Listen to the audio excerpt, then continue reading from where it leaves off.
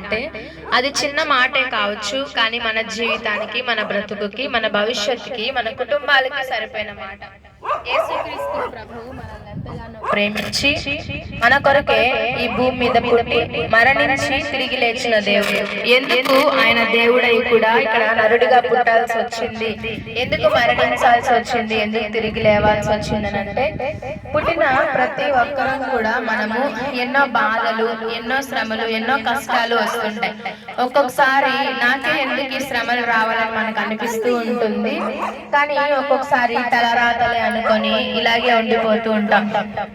కానీ పుట్టిన ప్రతి ఒక్కరికి కూడా ఒక జీవితం అర్థం అనేది ఉంటుంది. దేవుడు ఊరికే ఎవరిని పుట్టించలేదు, ఒక జీవిత అర్థాన్ని ఇచ్చాడు. మన ప్రతి ఒక్కరి జీవితానికి, బ్రతుకుకి ఒక అర్థం ఉంటుంది. కానీ అదేంటో తెలుసుకోకుండానే పుట్టాము, పెరుగుతున్నాము, పెళ్లిళ్ళు చేసుకుంటాము, మళ్ళా ఒక వృద్ధాప్యం వస్తుంది, మరణిస్తాము. ఇదే జీవితం. ఏం తిందాం, ఏం తాగుదాం, ఏం ధరించుకుందాం, దీంతోనే జీవితం అంతా అయిపోతుంది.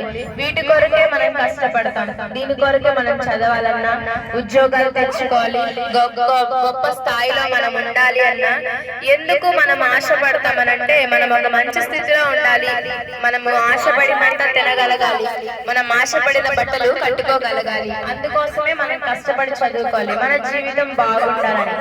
అయితే ఎంత చదువుకున్నప్పటికీ, ఎంత గొప్ప ఉద్యోగాలు ఉన్నప్పటికీ సంతోషంగా ఉండడం అంటే ఏంటో కొంతమందికి తెలియకుండానే ఉంటారు. ప్రతి ఒక్కరికి కూడా దేవుడు జ్ఞానాన్ని ఇచ్చాడు, సామర్థ్యాన్ని ఇచ్చాడు. ఇప్పుడు చదువుకోని వాళ్ళు కూడా బ్రతుకుతున్నారు, గొప్ప కులంలో పుట్టని వాళ్ళు కూడా బ్రతుకుతున్నారు. గొప్ప కులంలో పుట్టకపోయినా, చదువు లేకపోయినా, అందం లేకపోయినా, సంస్కారం లేకపోయినా, ఏం లేకపోయినా, ఇల్లు లేకపోయినా, స్థలం లేకపోయినా, కట్టెల మీద కూడా ఎంతో మంది బ్రతుకుతూ ఉన్నారు. కనుక మనిషికి ఎవరెవరి సామర్థ్యానికి ఎవరెవరికి ఇవ్వాలో అంతంతలో గుడిసెలోనూ బతుకుతున్నారు, మిద్దెల మీద బతుకుతున్నారు, కోట్లున్నా బ్రతుకుతున్నారు, సంపాదన లేని వాళ్ళు బ్రతుకుతున్నారు. కనుక భూమి మీద ఎంతో మంది బ్రతుకుతున్నారు. కానీ ఎందుకు బ్రతుకుతున్నాం అనే సమాధానం, ఎలా బ్రతుకుతున్నాం అనే విషయం, ఎలా బ్రతకాలి అనే ఒక విధి దేవుడు మనకి ఇచ్చాడు. దాన్ని మనం తెలుసుకోవాలని. ప్రతి ఒక్క ఊరికి ఒక పొలిమేరు ఉన్నట్టే మన జీవితాలకు కూడా కొన్ని పొలిమేరలు ఉన్నాయి. ఏంటి అంటే, ఒక కష్టం వచ్చినప్పుడు, ఒక శ్రమ వచ్చినప్పుడు మనము డబ్బుల వైపు చూస్తాము, బంధువుల వైపు చూస్తాము, స్నేహితుల వైపు చూస్తాము, ఎవరైనా మనకు సహాయం చేస్తారేమో అని. అయితే ఎవరి వల్ల కానప్పుడు మనము దేవుడి వైపు చూస్తాం, ఈ దేవుడైనా నన్ను కాపాడొచ్చు కదా. అయితే దేవుడి వైపు ముందుగా మనం చూడాలని దేవుడు ఆశపడుతున్నాడు. దేవుడి వైపు చూడాలి, అసలు దేవుడు ఎవరో తెలుసుకోవాలి, దేవుడు మనల్ని ఎందుకు పుట్టించాడో మనం తెలుసుకోవాలి, ఎలా బ్రతకాలని దేవుడు మనల్ని పుట్టించాడో మనం తెలుసుకోవాలి. మనందరికీ ఒక జీవితం ఉంది, శ్రేష్టమైన జీవితం ఉంది. ఒకరోజు ఖచ్చితంగా చనిపోతాం.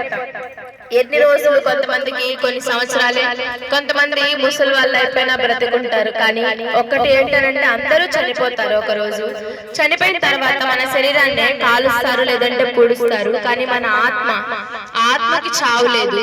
ఆత్మ అయితే దేవుడి దగ్గరికైనా వెళ్ళాలి, లేదా నరకానికైనా వెళ్ళాలి. మనం ఏం పుణ్యం చేయలేదు కాబట్టి దేవుడి దగ్గరికి వెళ్ళలేదు. ఏంటి పుణ్యము, ఏంటి మన జీవితం, అసలు ఏం చెయ్యాలి మనం దేవుడి దగ్గరికి వెళ్ళాలి అంటే, మనం పుట్టుకతోనే పాపంలో ఉన్న వాళ్ళము, శాపంలో ఉన్న వాళ్ళము, దుఃఖంలో ఉన్న వాళ్ళము. అయితే వాటన్నిటిలో నుంచి దేవుడు మనల్ని విడిపించాలి, ఆ శ్రమలన్నిటిలో నుంచి దేవుడు మనల్ని విడిపించాలి. మనకి ఎందుకు ఆయన పుట్టుకనిచ్చాడో తెలియపరచాలని దేవుడు ఆశపడుతున్నాడు. అందుకోసమే మనం ఉన్న ప్రతి కష్టాన్ని, ప్రతి శ్రమని, ప్రతి వేదనని దేవుడు విడిపించడానికి మన కొరకు మరణించాడు. ఎందుకు ఆయన మరణించాల్సి వచ్చింది అని అంటే, మన శ్రమల్ని తీర్చడానికి, మన ఇగో ప్రాబ్లమ్స్ ని తీర్చడానికి. మనము ఈ లోకంలో నిజమైన ప్రేమ, సంతోషం, సమాధానము, క్షమాపణ అనేవి లేవు. క్షమాపణలోనే మనకి జీవితం ఉంటుంది. మన ఫ్రెండ్స్ కావచ్చు, మన ఫ్యామిలీ వాళ్ళు కావచ్చు, ఎవరైనా మనల్ని క్షమించాలి అని మనం కోరుకుంటాం. మనం ఏమైనా తప్పు చేసినప్పుడు మనల్ని క్షమించాలి, మనల్ని ఆదరించాలి, మనకి ఇంకొక ఛాన్స్ ఇవ్వాలని మనం ఆశపడుతూ ఉంటాం. కొన్నిసార్లు క్షమించుకోలేక మన కుటుంబంలోనే కలహాలు వస్తూ ఉంటాయి, విభేదాలు వస్తూ ఉంటాయి. కాబట్టి ఎంత ఉన్నా కూడా మనది చిన్న జీవితం, ఉన్నది ఒకటే జీవితం. కానీ మనం ఏమనుకుంటామంటే మనకున్నది ఒకటే జీవితం కాబట్టి ఈ జీవితమే ఎంజాయ్ చేసేయాలి. ఎంజాయ్ చేయడం అంటే తాగడం, తిరగడం, మన జీవితాన్ని నాశనం చేసుకోవడం, ఇదే మనకున్న ఆశ. కానీ దేవుడు ఇచ్చిన ఈ ఒకటే జీవితం మనం నీతిగా, నిజంగా, న్యాయంగా, సంతోషంగా, సమాధానంగా, ప్రేమగా జీవించాలనేది దేవుని యొక్క ఆలోచన. అలాగ మనం జీవించడానికి మన పాపం, మనం ఏ వ్యసనంలో ఉన్నా, ఏ పాపంలో ఉన్నా, ఏ శాపంలో ఉన్నా, ఏ బాధలో ఉన్నా దేవుడు వాటన్నిటి నుంచి విడిపిస్తాడు. యేసుక్రీస్తు ప్రభు దేవుడు, ఆయన మన కొరకు రక్తం కార్చాడు, మన కొరకు తిరిగి లేచాడు, మన కొరకు ఆయన ప్రాణం పెట్టాడు. మన శ్రమ ఏదైనా, కష్టం ఏదైనా, యేసయ్య నన్ను క్షమించు, ఈ పాపంలో నేను ఉన్నాను, ఈ బాధలో నేను ఉన్నాను, ఈ వ్యసనంలో నేను ఉన్నాను అన్నప్పుడు, నీ తల్లిదండ్రులు నీతో లేనప్పుడు, నీ స్నేహితులు నీతో లేనప్పుడు, నీ బంధువులు నీతో లేనప్పుడు, ఎవరు ఇంకా నీకు సహాయం చెయ్యలేరు అన్న పరిస్థితి నీకు వచ్చినప్పుడు, దిగాలుగా ఉన్నప్పుడు ఒక్కసారి యేసు ప్రభుని జ్ఞాపకం చేసుకో. ఆయన నిన్ను ఎంతగానో ప్రేమిస్తున్నాడు, మనల్ని ఎంతగానో ప్రేమిస్తున్నాడు. అందుకే మన కొరకు ఆయన ప్రాణం పెట్టాడు, మన కొరకు ఆయన జీవితాన్ని ఇచ్చాడు, మన కొరకు ఆయన రక్తాన్ని కాచిన దేవుడు.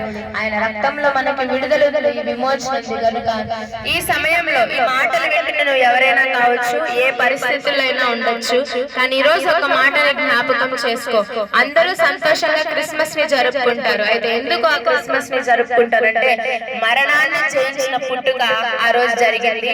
మన మరణాన్ని జయింపజేసే దేవుడు ఆ రోజు పుట్టాడు.